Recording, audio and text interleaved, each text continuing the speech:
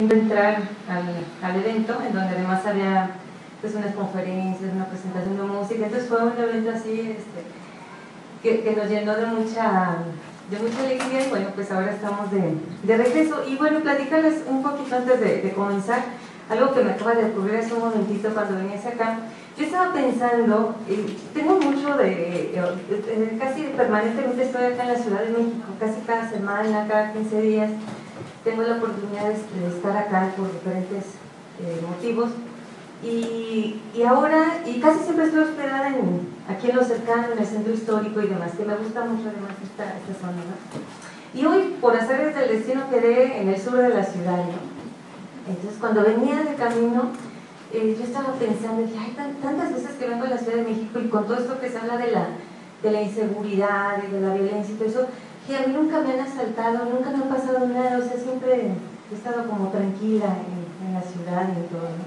Y justo cuando me bajé del metro me di cuenta que me habían robado me robaron mi dinero, el dinero que llevaba en mi bolsa, estaba un poquito abierta, yo no sé cómo lo hicieron, le abrieron un poquito y me sacaron el dinero nada más, lo demás que llevaba ahí estaba, pero los billetes salieron, volaron.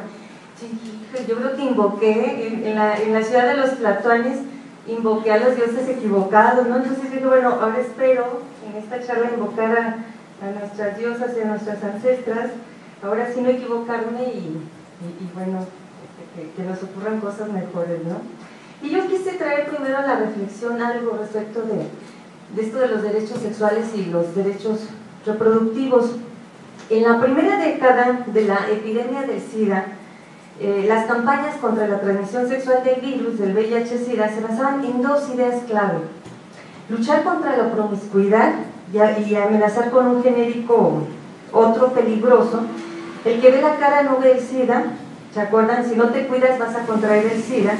Las estrategias educativas de ese entonces, muy criticadas por causar un estigma en los así llamados grupos de riesgo, además así se le designaron, ¿no?, los grupos de riesgo, los y las promiscuas sexuales, los adictos a las drogas, eran un espejo de las concepciones de mercadeo.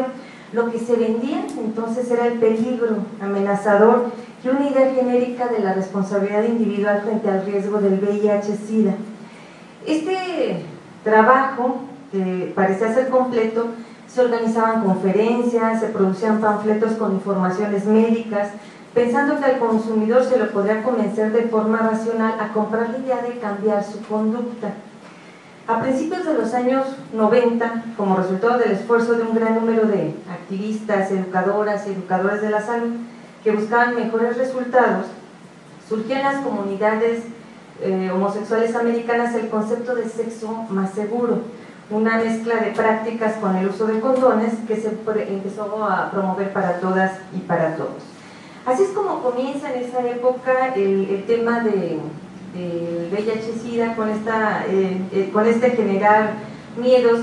Y cuando yo comencé a preparar estas reflexiones que traía para ustedes, saqué por ahí de los textos de nuestras compañeras del CLADEN, uno que a mí me encanta mucho, que me gusta, de una compañera del CLADEN Ecuador, ella se llama Gabriela Bernal, que dice: no hay violencia más maquillada, más sutil y más perversa que la enseñanza del miedo, encubierto de seguridad, de protección, de cobijo, de certezas. El peor enemigo de nosotras las mujeres es el miedo que atenta contra los sueños, contra las preguntas, contra el deseo, el miedo que socava cualquier posibilidad de autonomía, miedo a salir sola, miedo a hablar en voz alta y en público, miedo a mostrar amor, miedo a la soledad, miedo a mirar con la frente alta un horizonte ancho pero no ajeno, miedo a descubrir el cuerpo, miedo a descubrir los otros cuerpos, miedo a ir a otra ciudad, viajar sola y mirar otras formas de vivir, miedo a lo que los demás van a pensar si nos descubren riendo a solas, conversando con un hombre que no es el novio o el marido, miedo a no ser lo suficientemente buena para un trabajo o para establecer una relación que valga la pena ser vivida. ¿Cómo aprendimos a tener tanto miedo? ¿Cómo es que el miedo se ha vuelto nuestra segunda piel? ¿Cómo si del vientre de nuestras madres hubiésemos llegado recubiertas de miedo y no con los ojos curiosos, los oídos atentos y la boca llena de sonidos? Aprendemos el miedo con el cuerpo femenino que explora y es sancionado con buenas costumbres. Las niñas no se trepan a los árboles, no salen a jugar a las calles. Aprendemos el miedo con el cuerpo que no cabe en las medidas ideales y que se quedará abandonado como prenda con falla a la espera de un comprador que no alcance a notar las deficiencias. Pero también aprendemos el miedo con los cuentos de princesas que esperan encerradas e inútiles en un castillo prisión, sin aventurarse jamás más allá de los límites, sin atreverse a explorar el bosque, porque serán devoradas por ogros, lobos y cuanto malvado cerca de la imaginación. Aprendemos el miedo con la trampa de la desolación, como si la soledad no fuese la primera y única condición para el verdadero encuentro con una misma y con las y los otros. ¿Cuánta violencia hay en cada amenaza? No hay ejercicio más brutal de la violencia que la amenaza, porque está destinada a minar la confianza en nosotras, en las y los otros. El dolor del golpe pasará, la herida sanará, pero el miedo, la amenaza se adentran en el cuerpo, en el corazón, en la cabeza con el solo objetivo de paralizarnos, como si estuviéramos totalmente indefensas, como si no pudiéramos cambiar el rumbo de las cosas, como si la única forma de estar seguras fuera la obediencia y la caza, como si no nos hubieran parido para la aventura, como si no pudiéramos sacar las uñas para defendernos, como si no pudiésemos levantarnos tras la caída.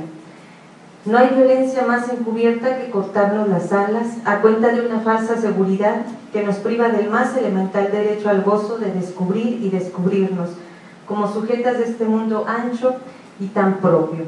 Pues sí, es parte de estas amenazas, de estos miedos en los que estamos envueltas las mujeres, y en especial cuando hablamos de este tipo de derechos, los derechos sexuales y reproductivos, este derecho a una sexualidad plena que ha sido tan difícil no solamente por las cuestiones normativas, sino porque además estamos envueltas en estos miedos paralizadores. Otra compañera de Clan, Susana Charotti, dice: en primer lugar, para que las mujeres nos viéramos libres del miedo y libres de la necesidad, como plantea el preámbulo de la Declaración de los Derechos Humanos, primero sería necesario que los derechos humanos reconocieran de manera integral nuestros miedos y nuestras necesidades. La educación popular solo tiene sentido y eficacia si rompe con el silencio de los pobres. Hace un momentito hablaban de Freire y del trabajo amplio que se hizo en Brasil a partir de esto, ¿no? Bueno, pues yo les diría también que la educación sexual solo tiene sentido y eficacia si rompe con el silencio y con el miedo de las mujeres. Construir participativamente, tomando en cuenta los procesos de transformación de América Latina y el Caribe, el posicionamiento ético-político frente al sistema educativo patriarcal y que plasme la diversidad de discusiones y perspectivas de reivindicación de los diferentes países, es una tarea que hemos asumido desde CLADEM al comprometernos en una campaña regional por una educación no sexista y antidiscriminatoria, y que por ahí les dimos algunos volantitos al respecto. Y este libro de Bernur Muñoz, del que tomo algunos extractos de esto que les voy a comentar, es parte de divulgar este último informe que hizo el relator con el tema de la educación en Naciones Unidas. Su último informe fue precisamente este tema, el tema de la educación sexual. Como parte de la campaña decidimos darle difusión al último informe del relator sobre el derecho a la educación, La piedra y el viento, que por cierto aquí vamos a dejar algunos ejemplares en el museo para que se lo quieren consultar, pero también están en la página del CLADEM para que lo bajen o lo lean, ahí está completito. La piedra y el viento es el poético nombre que Bernur Muñoz le ha dado al texto preparatorio de su último informe como relator especial de las Naciones Unidas sobre el derecho a la educación.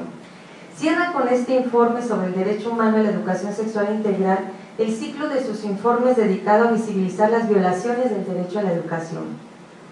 CLADEM, junto con otras redes y organizaciones sociales de nuestra región, viene impulsando la campaña por una educación no sexista y antidiscriminatoria. Con ella nos integramos plenamente al movimiento de organizaciones feministas y de la educación que en el mundo y en nuestra región luchan por estos objetivos desde hace años. La alianza que impulsa esta campaña, hoy compuesta por CLADEM, la Red de Educación Popular entre Mujeres de América Latina y el Caribe, REPEM, el Consejo Internacional de Educación de Adultos, ICAE, y la Comisión Internacional por los Derechos Humanos de Gays y Lesbianas, como parte del reclamo del derecho a una educación sexual integral, hacemos exigencia también al Estado mexicano de la ratificación del protocolo facultativo del Pacto Internacional de Derechos Económicos, Sociales y Culturales. El protocolo facultativo ha sido adoptado el 10 de diciembre de 2008. El mismo faculta a personas o grupos de personas a denunciar, esto es muy importante, ante el Comité de Derechos Económicos, Sociales y Culturales, la violación de cualquiera de los derechos enunciados en el Pacto Internacional de Derechos Económicos, Sociales y Culturales, conocido como el PIDESC, lo que naturalmente comprende, por supuesto, el derecho a la educación. Ha sido firmado por 35 países, pero solo ratificado a la fecha por Ecuador, Mongolia y España.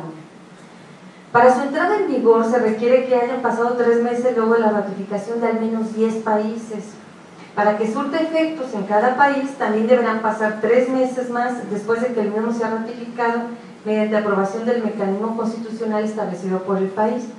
Para decirlo de manera sencilla, la posibilidad de que personas o grupos de personas de un país puedan denunciar ante el Comité de Derechos Económicos, Sociales y Culturales la violación de cualquiera de los derechos amparados por el PIDESC, el país debe haber incorporado el protocolo facultativo a su ordenamiento jurídico interno. Continuar impulsando la ratificación del protocolo facultativo ha sido definido por nosotras, ANCLADE, como uno de nuestros ejes de contribución a la campaña por una educación no sexista y antidiscriminatoria. En América Latina, solo 3 países, Argentina, Brasil y Costa Rica, cuentan con un nivel alto de legislación específica sobre educación sexual en las escuelas.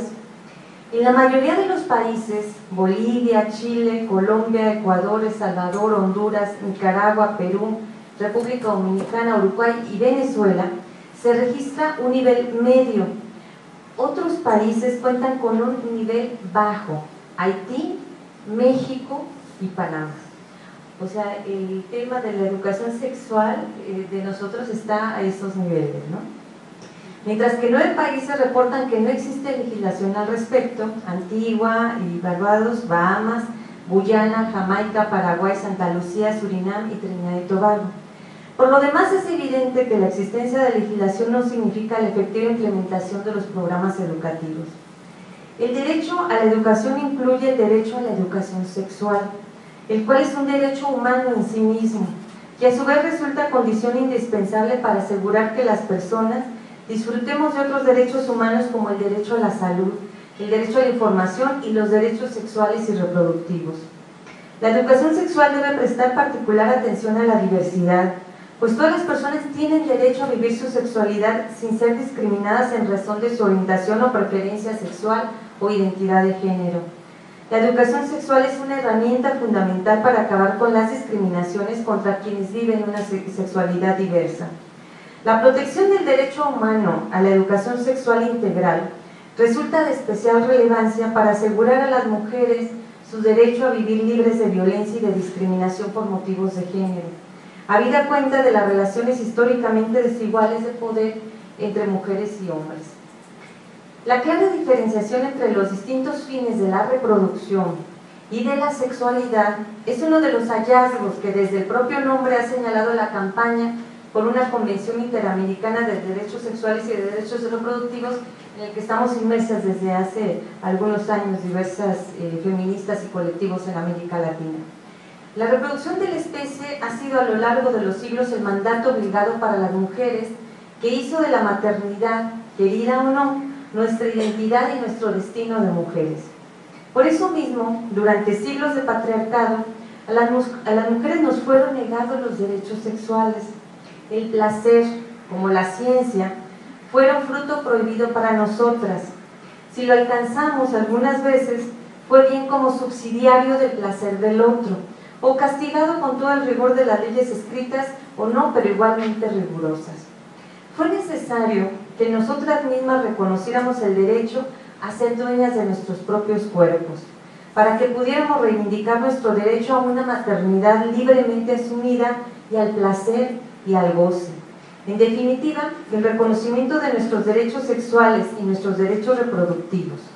el derecho a ser dueñas de nuestros propios cuerpos, entre otras poderosas razones, es lo que impulsa a los movimientos feministas a reivindicar la despenalización y legalización del aborto. Lo que reivindicamos es el derecho a que nuestra maternidad no nos sea impuesta y el derecho de nuestras hijas e hijos a ser queridos, a ser deseados.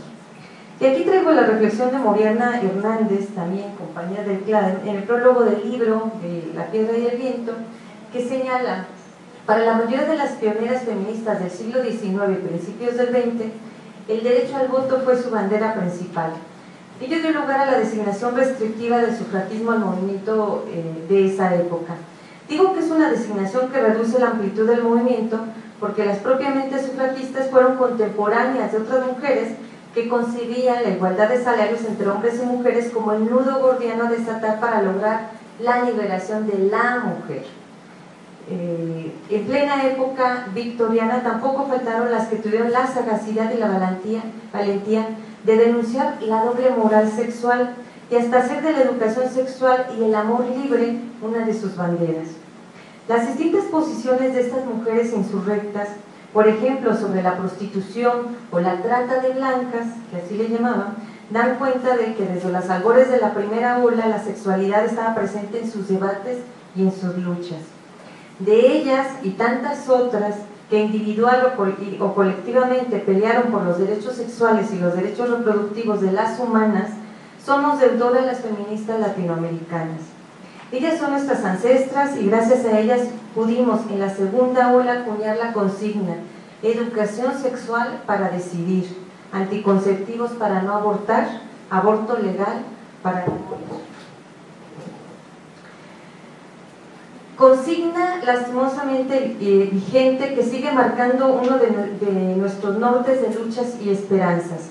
Vigente en toda América Latina y el Caribe, donde no hay un solo país, tal vez a excepción de Cuba, en donde toda la población cuente a la vez con educación sexual, anticoncepción y aborto legal. Como bien señala Vernon Muñoz en La piedra y el viento, el derecho a la educación sexual integral es un derecho humano en sí mismo y a la vez parte constituyente del derecho a la educación.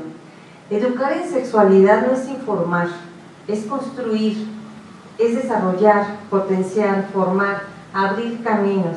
Y estamos abriendo caminos en la lucha por un pleno reconocimiento de los derechos sexuales y los derechos reproductivos.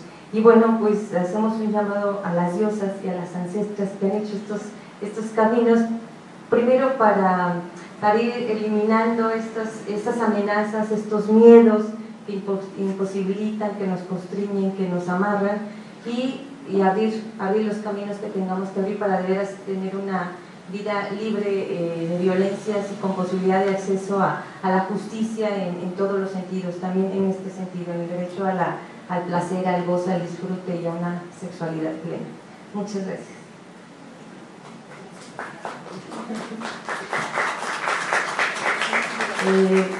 Pues yo sigo buscando el hilo conductor, insisto, siempre está desde nuestros derechos reproductivos, desde los derechos sexuales, y esas son nuestras historias, pero hay como muchas formas de historias en todo esto. Me gustó mucho lo que dijo Guadalupe, respecto al reconocimiento de los miedos en los derechos humanos.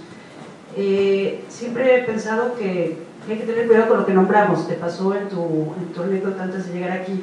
Entonces yo creo que sí hay que trabajar el término de miedo, pero quizás desde otras perspectivas. Y creo que para eso podríamos pensar lo que nos dijo Ana María Martínez de la Escalera respecto a la frase que dijo: porque se dicen cosas, se abren puertas. Entonces hay que pensar desde dónde vamos a nombrar las cosas para saber qué puertas se van a abrir, porque las puertas siempre se van a abrir, pero hay que saber elegir qué puertas, porque a veces no nos gustan los resultados de las puertas que escogemos. Entonces quizás esa idea de trabajar desde el miedo, no nombrándolo como tal porque lo podríamos traer, pero sí desde la forma de fortalecernos. A mí la palabra empoderamiento nunca me ha gustado, y de hecho al respecto me gustó mucho la manera en la que Ana María lo llama, que se parece un poco a la noción de deconstrucción de Derrida, y que ahorita lo tenía apuntado, ya se me perdió. ¿Cómo lo llama? No, de sujetarse.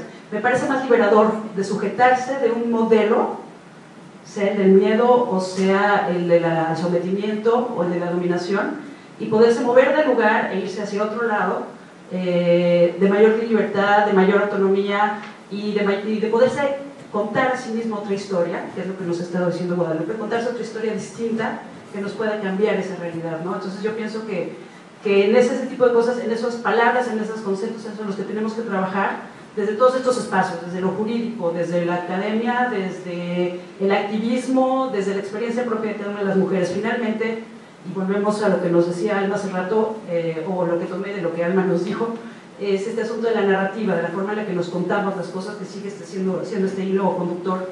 Estos cuentos de princesas, que me encantó la frase, es cuentos en donde no nos cortemos las alas. ¿Es eso la de sujetación? Ok.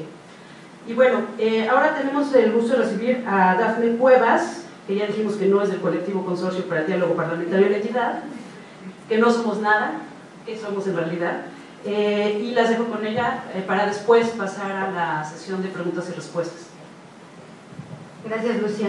Bueno, primero que nada agradecer al PUEG, al Museo de la Mujer y concretamente a Lourdes, la posibilidad de abrir estos espacios de diálogo, de debate, de construcción de pensamiento, porque efectivamente las experiencias, por lo menos mías desde el trabajo cotidiano, nos llevan permanentemente a estar en el activismo, en la reacción, en el trabajo, en la interlocución con los actores diversos, tanto del movimiento feminista como de otros movimientos sociales y sobre todo de quienes toman las decisiones. Entonces la oportunidad de escuchar, de estar alerta a esas trampas de los conceptos, de no repetir en el actual cotidiano cosas que no hemos discutido suficientemente o reflexionado, siempre es una posibilidad muy importante para enriquecer el actual.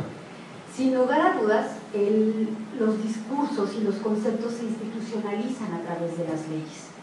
Y por eso no es menor que en este occidente, en este mundo que hemos construido, las leyes han marcado una serie de pautas históricamente de lo que nos es posible o lo que nos es lícito o lo que está considerado como ilícito. Y no estamos hablando de mucho tiempo atrás, cuando todavía tenemos códigos civiles en este país, por ejemplo, en donde el hurto de una vaca está penado por muchos más años de prisión que lo que se llama el robarse a la novia, ¿no? Hay delitos que prescriben o que ya no son delitos como el que todavía existe del estupro, que implica que si un adulto tiene relación de seducción y de relaciones sexuales con una joven, el delito desaparece cuando es que le propone matrimonio. También existen o existían hasta hace poco leyes en donde la mujer abortaba y tenía menores cargas penales, menos años de prisión, si se comprobaba primero que era una mujer decente, luego que el embarazo que abortó era producto de la relación al interior del matrimonio. Es decir, estamos hablando de que estos marcos jurídicos colocan a las mujeres en una posición de desigualdad que no es casualidad y que justo lo que ha hecho el movimiento feminista con toda su construcción teórica, conceptual, es ir señalando que esa desigualdad existe y que hay que desmantelarla. Y justo cuando estamos en el intento de ir avanzando en el reconocimiento de nuestros derechos en los marcos legales, de inscribir dentro de lo socialmente aceptado y lo políticamente correcto la ampliación de derechos, nuestra condición de iguales, nos vienen los intentos de retroceso. Y de eso estamos discutiendo acá.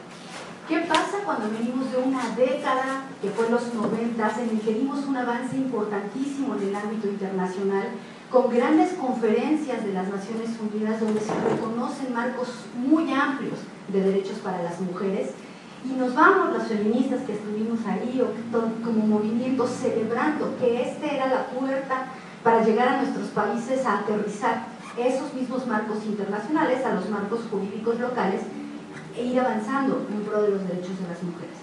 Bueno, pues resulta que la realidad post-90s no ha sido esa, sino que no solo hemos enfrentado la dificultad de ir modernizando nuestras leyes y cambiando la desigualdad que contienen, sino que además frente a los logros vienen los contraataques y los retrocesos. Esa es concretamente la historia que nos estuvo ocurriendo, que nos ha estado ocurriendo en este país los últimos años. Ya nos contaba Luz cómo fue todo este proceso de las discusiones a nivel Corte, Suprema Corte de Justicia, las reacciones frente a la despenalización del aborto en la Ciudad de México.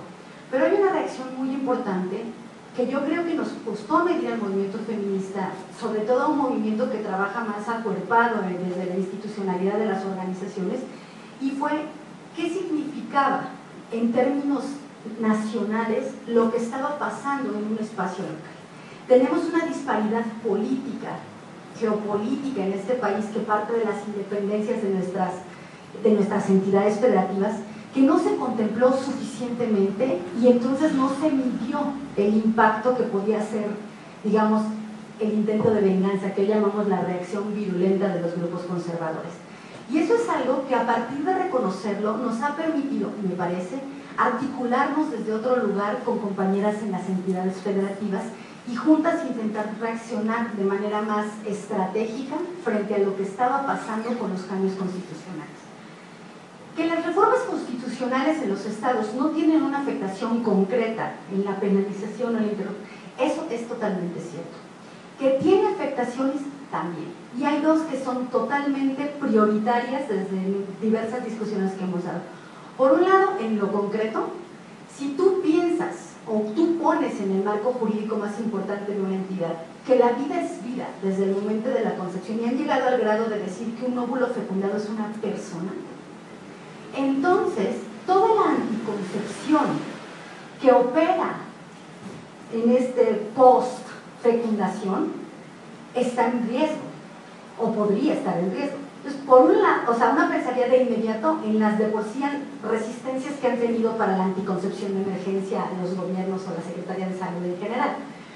Pero si además pensamos que el dispositivo intrauterino, que es el anticonceptivo que usa el 90% de las mexicanas, opera después de que el óvulo fue fecundado, ahí, digamos, filosóficamente entra en conflicto este asunto de la persona, la vida, no sé qué. ¿Y cómo se ha puesto en los hechos? Tuvimos un estado que retiró de las farmacias la anticoncepción. Esa que operaba, ¿no?, fue Guanajuato. Y de hecho, esa es una de las pruebas presentadas ante la Corte en los asuntos que ahora discutirán con las acciones de inconstitucionalidad o controversias constitucionales, de que esa sí es una afectación posible, tan es posible que se realizó en lo concreto en una entidad federativa. Lo otro es que otra, y la más importante me parece a mí, es la simbólica, la violencia que implica para una persona promedio, para cualquier ciudadano o ciudadana de a pie. Si tú piensas en un óvulo fecundado como una persona, que esa vida pareciera ya una vida ya no vida así suelta como nos decían hoy por la mañana, ¿no?, sino que ya es una vida reconocida por la ley, una vida adjetivada como nos decía hoy en la mañana.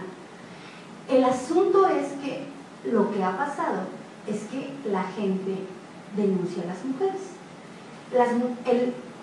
El aborto está penado en los códigos penales y despenalizado en unas causales específicas, e incluso se había venido avanzando desde 1932, si mal no recuerdo. ¿Por qué a partir de que las constituciones lo colocan tal como lo colocan, empieza a haber mujeres presas por el delito de aborto? Quiere decir que ahí hay una repercusión simbólica de si un óvulo es persona, entonces un aborto es un asesinato. Y luego viene lo más interesante de cómo se les va las ideas a los señores que aplican la ley, y resulta que si tú, mujer embarazada, ya sea porque como dice, fue el parto prematuro o por cualquiera de las circunstancias, o porque cargaste un ropero como pasó en Chiapas y entonces tuviste un aborto espontáneo, bajo cualquier condición en la que tú abortas, además de todo, no solo es que esa era una persona y una vida y entonces es un asesinato, sino que además era tu hijo. Entonces se les ocurrió que el delito que había que perseguir se llama asesinato en grado de parentesco, y ese es un asesinato agravado, y entonces las penas que alcanza son todavía de mayores años de prisión. Por fortuna, los casos no son muchos, pero también es cierto que no los tenemos todos registrados y seguidos. De los que nos hemos venido enterando, nos ha implicado mucho trabajo, mucho activismo, mucha incidencia, colocar las discusiones, dar las argumentaciones y llevar los temas para que estas mujeres puedan ser excarceladas. Entonces, ahí están estas afectaciones. parece a mí relevante de, digamos, de lo que ha venido pasando con los cambios constitucionales, que como movimiento feminista al menos nos colocan varios retos por enfrente. Y el primero que nos colocó, me parece, fue el de la capacidad de reaccionar de manera muy amplia y colectivamente. Estas alianzas que habíamos venido tejiendo, de construyendo para allá, para acá, entre diferentes grupitos, en algún momento se tuvieron que pensar en hilar y construirse en alianzas sólidas, fuertes, en las que se pudiera reaccionar de manera colectiva. La cronología de cómo se vinieron haciendo los cambios constitucionales, digamos, si la miramos en una gráfica imaginaria en este momento, es muy interesante porque los cambios comenzaron en octubre del 2008. Y de octubre a diciembre de ese año fueron 3 los estados que modificaron su constitución, prácticamente de a 1 por mes si lo pones en promedios, ¿no? Luego en el año 2009, de enero a diciembre fueron 13, pero en el año del 2010 solamente hubo un cambio constitucional más. Entonces la gráfica es muy... ¿Qué pasó ahí? ¿Qué empezó a jugarse en el imaginario colectivo, pero en las acciones concretas, que fue modificándole el ritmo al crecimiento que traían estas reformas constitucionales? Punto número 1, me parece que efectivamente la capacidad de reacción estratégica nos dio la posibilidad de empezar a hacer intentos de incidencia con los partidos políticos, llevar información a los tomadores de decisiones, no dejar que los legisladores fueran impunes en la manera en que estaban decidiendo y definiendo la aprobación de estas leyes. Y creo que muchas de estas se aprobaron a partir de nuestra ausencia como movimientos sociales, como movimiento feminista concretamente, sin lugar a dudas, y sobre todo por su ignorancia, porque muchos legisladores o legisladoras aprobaron estas leyes convencidos de la única argumentación que escucharon, la muy loable defensa de la vida, pero sin tener ninguna reflexión de qué implicaciones tenía para la vida cotidiana de las mujeres. Y esa ha sido una tarea que se ha asumido desde los colectivos y desde el movimiento feminista, muy a partir pues de que se vino la andanada, o sea, no fue sino ahora sí que le llaman decentemente la ola de reformas, pero si no ha sido por la madriza, ni siquiera reaccionamos y no salimos rápidamente a trabajar como más organizadamente en conjunto y dar respuestas y hacer cosas entre las que estaban localmente informando, enterándose, avisando a otras que operábamos desde la Ciudad de México. Y aquí entra un factor interesante que es muy importante para discutir. Somos un país con muchos conflictos sociales, no quiero hablar de eso, sino ahorita nos vamos a otros muchos temas, pero uno que es histórico es el rollo del centralismo de este país y cómo mucho de lo que sucede en las demás entidades federativas parte de lo que ocurre en este centro. Y yo creo que también ahí tuvimos un error de lectura. Muchas feministas en algún momento pensamos que si se despenalizaba en la Ciudad de México el aborto, casi como efecto dominó, se iba a despenalizar en el resto del país. Muchas otras pensábamos, híjole, quién sabe, ¿no? A lo mejor nos pasa justo al revés, pensando en estas autonomías estatales. Pero es ese centralismo marcado el que también tenemos que estar mirando permanentemente como un factor que se juega. Recientemente, la semana antepasada, estuve en Nicaragua en una reunión de feministas centroamericanas y pasó algo muy interesante, que las nicaragüenses, muchas feministas, nos invitaron a hacer un conversatorio sobre la construcción de alianzas. Y yo tomaba como ejemplo justamente esto que nos ha pasado recientemente en México, porque yo creo que ha sido también un proceso muy interesante de aprendizaje como movimiento y desde dónde fortalecemos las alianzas. Y también señalaba algo que me parece importante en términos de los aprendizajes. No construyes alianzas como movimiento sin poner sobre la mesa o sin poner en discusión reflexiones y colectivizarlas. Y ahí es muy interesante también señalar con todas sus letras las diferencias que existen entre las feministas de las organizaciones o las no organizadas, las de la academia. Había una posibilidad organizacional, de experiencia o incluso de recursos que no se estaba explotando lo suficientemente colectivamente, y este tema también nos puso ante este reto de por lo menos señalarlo, discutirlo y ver cómo le hacemos. alianzas importantes que para mí, digamos, son las que conozco y las que me parece de las que yo tengo como información que compartir. Una es la campaña nacional por el derecho a decidir, en la que estamos aglutinadas una serie de organizaciones que tenemos como principal actuar la incidencia política. Esto implica hacer trabajo de llevar información, presentarnos a discusión de los procesos de toma de decisión, entregar, llamarlos a reunión a los políticos y demás. Y hay otra que es súper importante, que es el Pacto Nacional por la Vida, la Salud y los Derechos de las Mujeres, que es ese pacto que aglutina a muchas feministas también, que somos o feministas sin organización o con organizaciones, pero que han hecho un trabajo, que hemos hecho un trabajo de activismo permanente en las calles.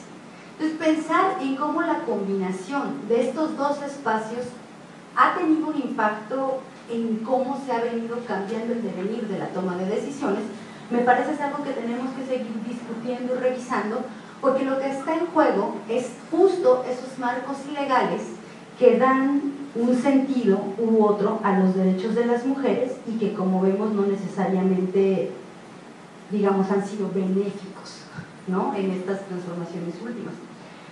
Lo otro que yo les quiero compartir tiene que ver con las estrategias, más que las estrategias, las acciones concretas, porque muchas veces una dice, pues ahí hemos estado haciendo lo que podemos, pero ¿qué hemos podido? ¿Y qué es eso que además es importante compartir? Porque se necesitan cabezas, manos y demás para seguir pensando por dónde vamos a actuar, porque se nos avecina un proceso electoral en donde se va a poner en juego mucho de la agenda política, pero sobre todo cómo vamos a colocar o cómo vamos a defender el tema de nuestros derechos en esas discusiones y en ese escenario por venir. Entonces, cuando no podíamos más con el PRI nacional, cuando había habido múltiples intentos de diálogo con diferentes actores de un partido político que estaba significando los votos para esos cambios constitucionales en los estados, se nos ocurrió la grandísima idea de que si no te escuchaban, pues era porque no les importas, no eres un actor que sea relevante o que les cueste nada. Les importan los votos, si el movimiento feminista no es un movimiento de masas, cómo lo colocas en el lugar en que puede ser algo que les pueda hacer sentido, les pueda prestar. Y entonces organizamos una estrategia colectiva con mujeres de América Latina en países donde lamentablemente están pasando cosas como el nuestro. Ustedes saben, en República Dominicana no tiene cuánto que se penalizó el aborto terapéutico. Allí hasta antes de hace 4 años era legal, ¿no? En Uruguay, después de haberse aprobado una ley de educación sexual integral que incorporaba la despenalización del aborto, no sé qué, el presidente, producto de una confluencia de izquierdas, de una alianza progresista del país, veta la ley.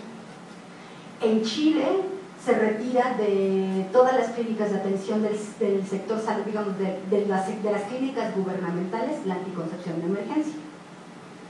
Y en El Salvador se penaliza a las mujeres y se las lleva presas como en un boom, porque estaba totalmente penado de por sí, pero las mujeres no habían estado siendo llevadas a prisión como con tanta cumplimiento de la ley, por llamarlo de alguna manera. Entonces nos organizamos con muchas feministas de América Latina y juntas nos fuimos a una reunión de partidos políticos socialdemócratas que se llama la Internacional Socialista, que curiosamente se juntaban en República Dominicana, y entonces allá nos fuimos. Fue muy interesante ese ejercicio de hacer interlocución con nuestros compañeros, compatriotas, digamos, de los partidos socialdemócratas de México, tanto el PRD como el PRI, en aquel espacio donde sí les importa, como sabemos, ¿no? México siempre es farol de la calle, ¿no? Entonces imagínense ir a poner en vergüenza en República Dominicana frente a la Internacional Socialista que preside Beatriz Paredes. Fue horrible. No lo vivió con gusto. Nuestra presencia se sintió en cada pasillo, en cada lugar. Estuvimos en la reunión previa de la Internacional Socialista de Mujeres, que duró 3 días, y en la Internacional Socialista Global, que duró otros 3, y logramos una resolución afirmada por la Internacional Socialista en el Pleno. Y eso que decimos, ay, sí, palabras van, palabras vienen, acuerdos van, acuerdos vienen, pero también es importante nombrar. Y en ese espacio donde esos partidos políticos confluyen, no se había nombrado la incongruencia que implica asumirse partidos socialdemócratas progresistas y estar aprobando localmente, con sus votos, con su militancia, con sus actores, leyes contrarias a los derechos de las personas, en este caso concreto de las mujeres. Ese fue un logro muy interesante, fue un gran acierto, muy estratégico, como parte del, del movimiento feminista lo pensó bien, lo hizo bien, ¿no?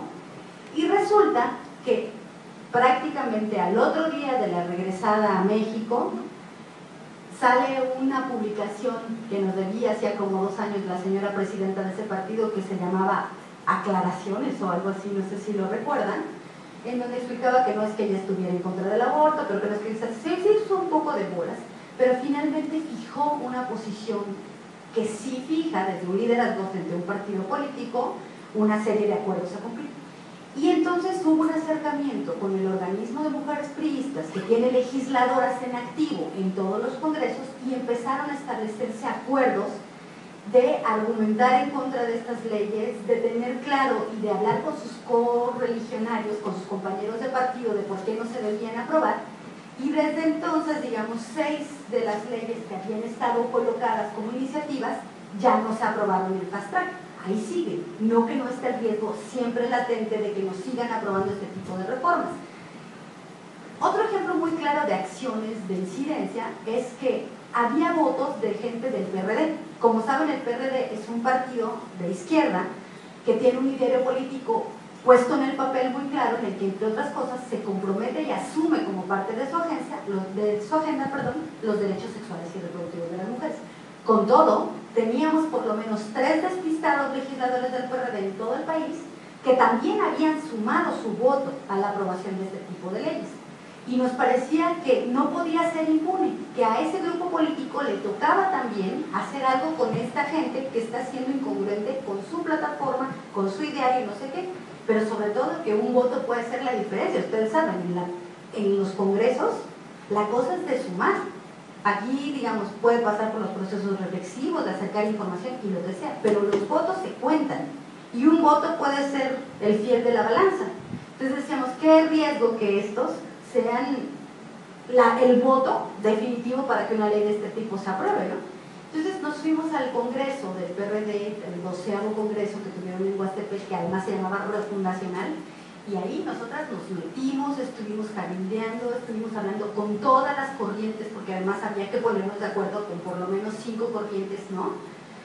Para lograr que se aprobara en el Congreso un documento de estos rectores, ¿no? Para mandar a los legisladores. Nosotras queríamos que se enviara a los estados donde había iniciativa colocada a discusión, para que les quedara como muy claro los temas que tenían que discutir y colocar. Pero además salió como algo que se dio a los estados donde gobernaban, tenían mayorías, o bien donde estaban puestas iniciativas.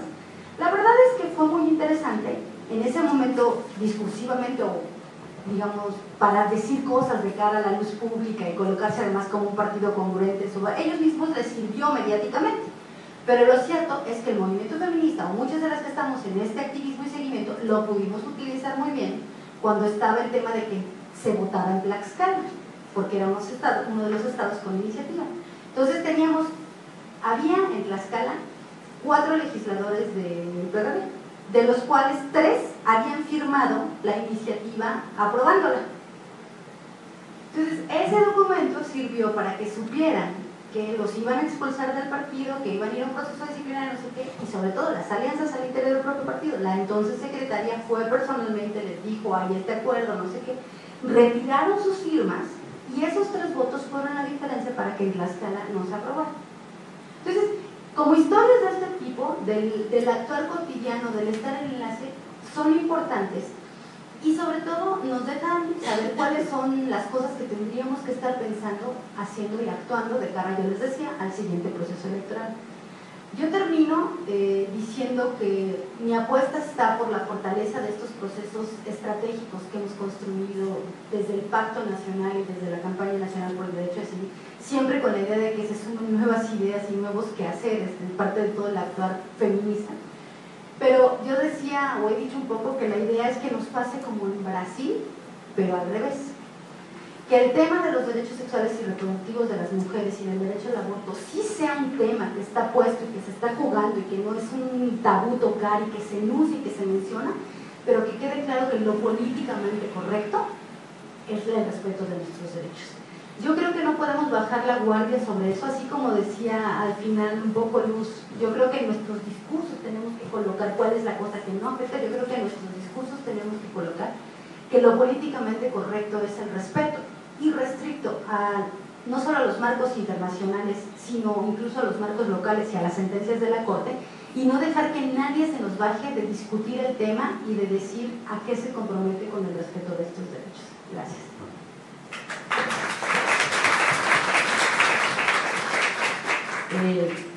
Un poco para cerrar la parte del Dafne, después me gustaría que hubiera una conversación entre ustedes, porque hay varios puntos que se van tocando y en la conversación pueden ir también participando en el público, aunque queríamos otro caos más, de todos modos ya lo creemos desde el principio. Entonces yo quería nada más tocar algunos puntos de lo que dijo Dafne. Lo primero es esta idea de que la experiencia que se ha tenido en la última década, o menos de la década, perdón, es decir, a partir de los 90s, posicionó al feminismo de una manera en la que ha pasado como en los partidos políticos, que no quiero hacer nunca una equiparación, pero encontrarnos con una, por ejemplo, con una extrema derecha perfectamente bien organizada y con unas estrategias alucinantes, nos han obligado a crear nuestras propias estrategias, cosa que de pronto parecía que estaban hechas, que se daban por hecho. Yo he visto gente trabajando en el Instituto de Investigaciones Jurídicas sobre Bioética, que de pronto te dicen, es que a pesar de que conocen muy bien el tema, a pesar de que tienen todos los fundamentos teóricos para poder contrarrestar todas estas políticas de derecha, de pronto lo que nos falta son esas estrategias. ¿De dónde tienen que salir estas estrategias? De gentes como nosotros, de gente como la que está aquí en el público. Y las estrategias que Dafne presenta me parecen geniales, porque la idea es eso, es que podamos crear un intercambio de estrategias, y no solamente entre las activistas o entre los académicos, sino de hecho, yo quería compartirles que Lourdes Enríquez, que por cierto quiero agradecer por invitarme aquí, es por su culpa que estoy aquí torturándolos, me invitó en algún momento a una reunión maravillosa de activistas que se realizó en el Instituto de Investigaciones. Todas eran especialistas en el área jurídica de los grupos activistas, y nos echamos unas 6 horas en las cuales algunas de ellas están aquí presentes, de hecho, y nos echamos unas 6 horas en las cuales ellas platicaron uno a uno los casos que fueron llevando y la manera y las estrategias en las que fueron logrando cambiar las cosas, particularmente en Guanajuato, pero también hubo gente de Hidalgo, de la Ciudad de México. Y yo nunca me consideraba lejana a la realidad de mi país, pero yo escuchaba a estas mujeres en las que nos platicaban todo el proceso que pasaron, no solo ellas como activistas, sino cada una de las mujeres que vivieron esta injusticia del abuso del Estado sobre su propia vida, simplemente por haberse convertido en chivos expiatorios de algo que ni siquiera les tocaba. Y la manera en la que uno percibe estas realidades como académico te mueve absolutamente todo. Y no solamente como académico, cada una de las personas que tenemos acceso a estas historias, a estos testimonios, diría Ana María, realmente podemos vivir un cambio completo y además nos lleva a comprometernos aún más de lo que ya estamos. Entonces, yo creo que es bien importante y hay una brecha que hay que superar, que es esta brecha enorme que existe entre las activistas y entre los académicos, entre las gentes que están sobre el terreno y las gentes que están teorizando. No podemos teorizar, los académicos no podemos teorizar si no tocamos la realidad. Lo que se ha hablado en esta mesa o en esta reunión, o como quieran llamarlo, lo muestra. Cada una de las personas que estaba aquí, que ha hablado, en mayor o menor grado, desde la narrativa que te lleva a trabajar sobre tu historia personal para poder después llevar hacia la parte legal cómo un juez puede cambiar de una forma u otra su perspectiva y la perspectiva de los demás, desde la historia de todos estos movimientos en favor de la gente con SIDA, de esta manera de personalizar a través del rostro del otro lo que estamos viviendo y que a partir de ese momento no podemos ser indiferentes a ellos, desde las estrategias de que nos saludan, de que nos tenían a todos en una sonrisa absoluta, deberían de haberse visto, en la cual sí, nos damos cuenta que sí tenemos que tomar ese tipo de estrategias, pero además nos tenemos que unir, tenemos que lograr esto que Ana María y el equipo del seminario de Ana María decía desde el principio, nos tenemos que mover de lugar y tenemos que movernos a un lugarcito un poco más amable en el cual podamos convivir, pero podamos sobre todo conversar, tener una comunicación y crear estos nuevos espacios donde podemos crear conceptos comunes. Y